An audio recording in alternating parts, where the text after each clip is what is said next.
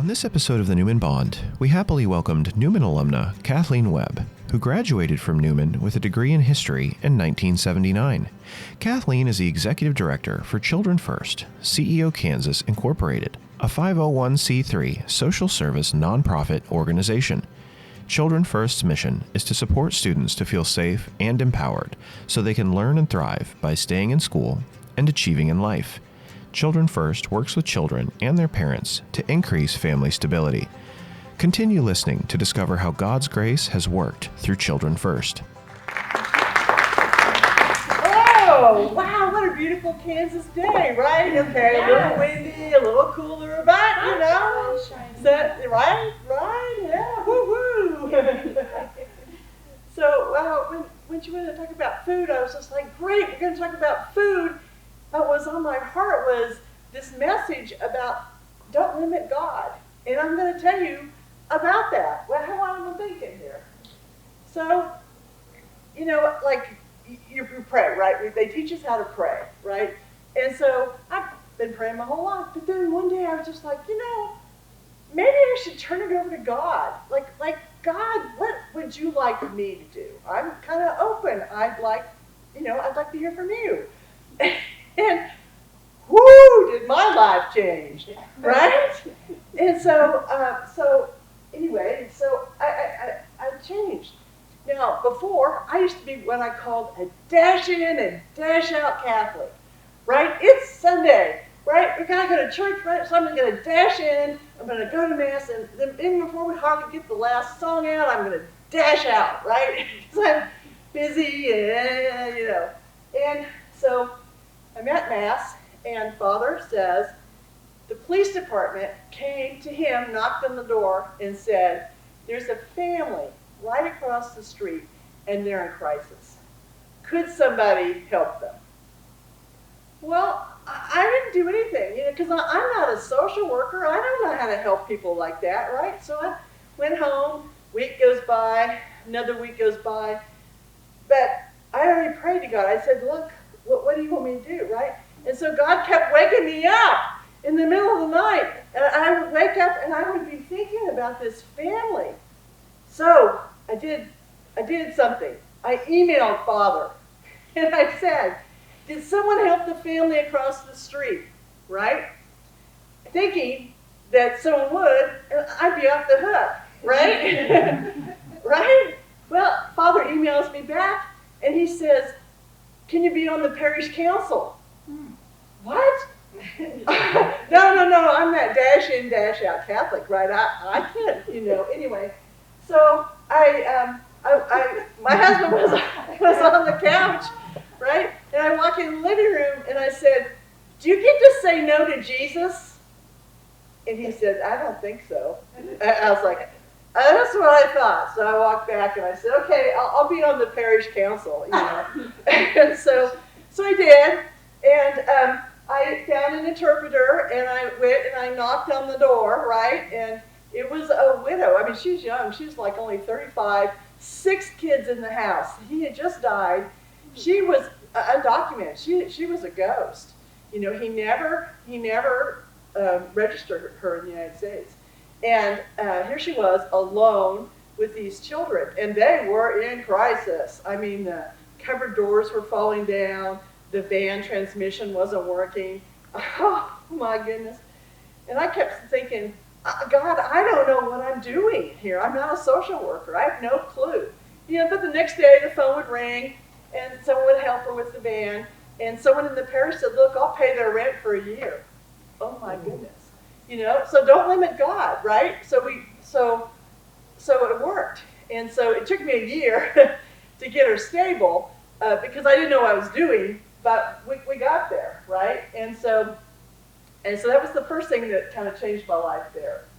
Then my daughter was running this organization called Children First.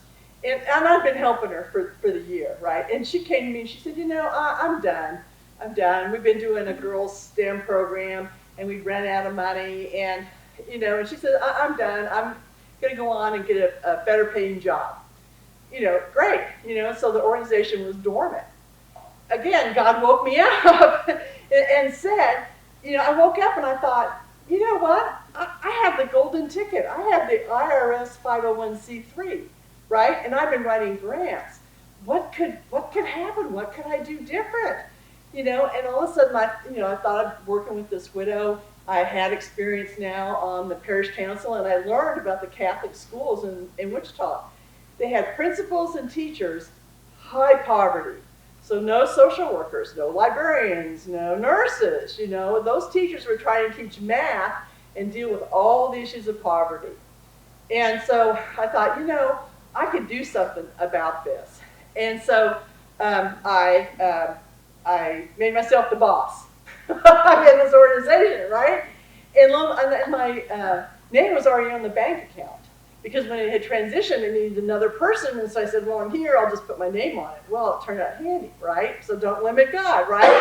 He obviously knew I was going to do this. And so, anyway, so LinkedIn was a thing, you know, kind of getting started.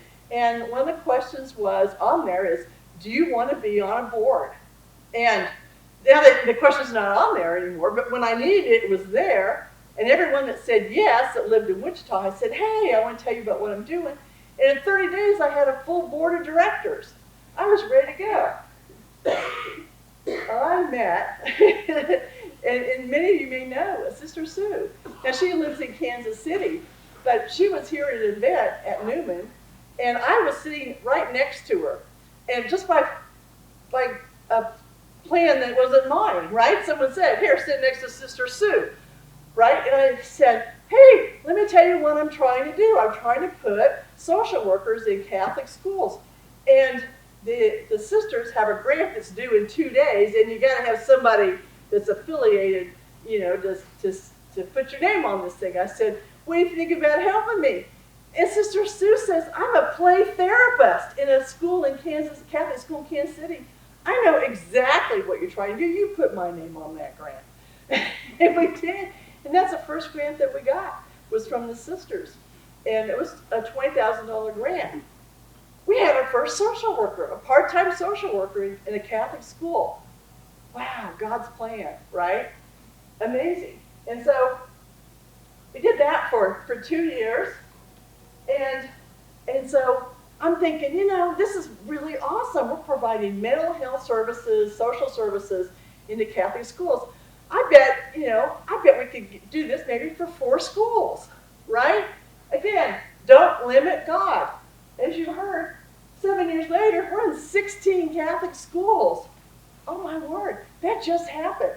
Because we were just clicking along one, and then I met Janet, who's the superintendent. She got us into 7 schools, and then COVID hit, and we were able to put social workers full-time, and then we went to the state legislator and said, hey, we're going to lose that COVID money. And they said, we want more mental health into schools. And so they came out with a grant. And now we're in eastern Kansas, just hired 2 people to be in that area right there. Wichita, add another one, and we had Hutchinson. Oh my word, don't limit God, right? Woo! So, hunger. Hunger is real. I got a couple of stories just to tell you about hunger. I mean, you know, all of us probably, you know, we just had a protein bar, right? And I bet at dinner we're going to be fed, right? But you know, it's not that way for everyone. We have a housing program because as we begin to work with families, you know that old saying, you know, you're one flat tire away from homelessness. You know, I get a flat tire, I don't make it into work, my boss fires me because I'm late again, or I'm not there. We go through savings really fast because I can't get another job, and now we're homeless, right? And so I started a housing program, and we had some protein bars, you know, just there. And the social worker there said to a family that had come in, hey, would you like just a protein bar, you know? And the woman started crying because she said, you know, we're homeless and we're living in our car and we haven't eaten in 2 days and I'm so hungry, right? It just blows your mind that someone could be like that hungry, and just a simple protein bar would make them so emotional. So the first family that we ever put into a hotel, we said, hey, can we bring you some food? And she said, you know what I really want is a bag of chips. And I was just like, well, that's not going to fill your I'm just like, I'm appalled, right? Because you're just not going to fill up your kids and everyone's going to be hungry again. But that was comfort food, I came to realize later. You know, that was comfort food. They're in crisis. They've been sleeping in that car, and now we're going to put them in a hotel room. And they wanted something that felt comforting to them. So I stopped being a Scrooge, and I did get them a bag of chips. But I also got them, like, regular food, too, to keep the kids from being quite so hungry there. So we started this housing program, right? And so then, it was almost a year ago, like right before Christmas. And we knew that we were paying for expensive hotel rooms, but we didn't have very much money, right? Because if it's $100 a night, you're not going to have much money to do this, right? But we would do it here and there. And so, okay, God, what are we going to do here? Because there are people that are sleeping in their cars with their kids. There are people that are sleeping, and the shelters are they're full. There's a big waiting list for them. And so this is rolling around in our heads, like, what are we going to do, right? So my daughter, the one who I took over the organization with, she's at a networking event. And, the networking people. And the woman next to her, she's not even talking to her, she overhears her say, hey, my boss just bought a hotel room in Wichita, and the reason I'm here, and we like to work with homeless shelters. Oh my goodness. She said, you've got to meet my mother. And so we did, and so we met. And so we had a deal, and so it's $200 a week in a hotel. Now, if you think of like the old Super 8 motels, so they're not fancy. There's no swimming pool, nothing fancy about them, right? But they're not in their car, and they're not on the street with their kids. And it gives us a chance to talk to them and try and figure out what to do about their housing situation, right? Well, so it's almost Christmas time, and my social worker who manages this, she was going to be on vacation, for the holiday. But we had the deal already set, we could do it, right? And so, lo and behold, I get a call, and it's a woman, and I don't know how she knew, right? I think God just like called and said, call Kathleen, right? And so she calls me and she says, I'm sleeping in my car with 4 girls, and we've been in this car for 2 weeks, and it's getting cold, and we don't have a place to go. Oh my goodness, and so I was like, all right, God, here we go. The person that's going to manage this isn't available, so guess who has to be the social worker, right? And so call up the hotel, we get him in the hotel, and I think God did that on purpose, because then I got to learn. Because then she would call me at night and say, thank you for the hotel room, we're warm, but we're hungry. We don't have any money for food. And if you think about it, if your family is willing to let you sleep in a car, they're not going to help you, period. You have no more resources available to you. And she said, Peggy, get us pizza. Well, the Scrooge in me's like, that's not very healthy, but it's easy, right? Because they just order it and they deliver it. And so I learned from that experience about that kind of hunger, because, if you don't have any resources, you're not going to have the resources for the food. And so when we developed the program now, we still have the hotel, and thank goodness that social worker came back from being on vacation and took it over from me, because I wasn't a very good social worker and made lots of mistakes. But I did get that food right. I did make sure they ate. And so now what we do is we get food from the Lord's Diner every day, Monday through Friday, and we deliver it to the families in the hotel. And then the social worker checks on them and says, what are you doing to solve your housing problem? What have you done today? Checks on them, and that food's hot, and that's one less thing that mom or dad has to worry about, is that food, and we know the kids are going to eat and everybody's going to eat. And then the weekends, you don't want to burn out your social workers and have them work 7 days a week, right?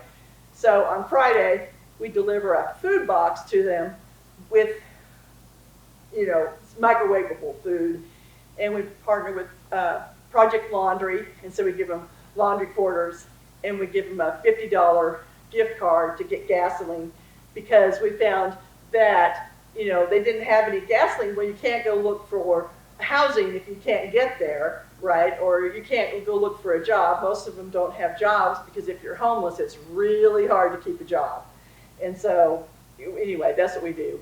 And we've been able to basically get people out of the hotel within 4 weeks. I'd like to get it down lower, but that's pretty much our average. Now, we were just talking to someone from Kansas City yesterday, and she said, I am so impressed. She said in Kansas City, it's 6 months to 8 months that we're having to get in homeless families' house. Whoo, I don't want anybody in that hotel that long. You know, we can't do that. So anyway, that's what I learned about hunger, you know, with that. And then we helped a woman get into an apartment complex. She was paying her rent. She's doing well. And then the landlord decided to evict her because he wanted to remodel it and sell the house. So it wasn't her fault at all. And here now she's homeless, right? And she couldn't find, because she'd been in that house a long time. You know, her rent was pretty low. Well, that's why he wanted to out of there, is because he could raise the rent, right? And so he evicted her, and we got her in the hotel, and then we were able to get her into an apartment complex that was friendly, you know, that looked past a lot of evictions and that kind of stuff. And so we've been able to put quite a few families into these apartment complex, which is kind of nice, you know, because they can meet each other and, you know, help each other, support each other. But she called me and she said, you know, it's almost Thanksgiving, and there's a couple of families right beside me, and they're food insecure. Their kids are coming over all the time, knocking on my door, because there's not enough food in the house. And so I wasn't going to do Thanksgiving boxes, but I can't. You know, my heart got tugged on there. So now Monday I'll be going to Sam's to buy some turkeys and hams and putting together some food boxes for this apartment complex that I wasn't planning on doing. But there you have it. You know, so anyway, so don't limit God, right? So we have a food pantry there. And I mean, we were pretty thin anyway. And the church that has this food pantry, they were doing some construction work, and so the door had been propped open. And lo and behold, somebody came in and they stole what food we had. And you talk about crushing, right? Because you can't always help everybody with get housing or get stable, but they can kind of always count on us for some food, right? Here's a bag of food. You know, and we care about you. But we couldn't even do that, you know, because the food got stolen. So I put it on Facebook, and I thought, you know, a couple people might pick it up and help. But the response was just overwhelming. Like, don't limit God, right? You know, and people will start calling us. And so we have office space over here at the convent. And so we just said, you know, and there's someone there like 7 days a week, like dusk till dawn kind of, you know, hours. And so I said, hey, could we have people drop off the food? They said yes. I don't think they knew what they were getting into, because it was overwhelming, you know, and so we were very blessed to be able to fill up our pantry just in time for the holiday. We were able to share with dear neighbor, and don't limit God, right? I mean, it's such a beautiful thing.